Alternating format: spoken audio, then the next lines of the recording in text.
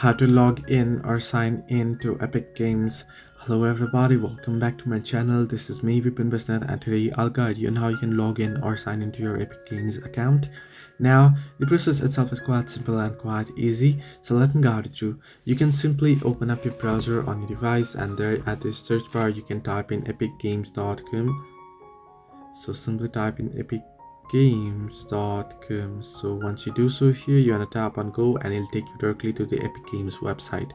Now here you'll be able to log into your account. In my case, I'm already logged in, so I'll just show you back again. You want to tap on profile, tap on sign out, and once you're signed out, if you aren't logged in, you'll get an interface of somewhat like this. Here it's taking some time to load up. So here on this interface, you want to tap on the three horizontal line icon at the top right corner, and then tap on the profile icon there, and it'll take you to the login page here. So you can see first you want to log into your account.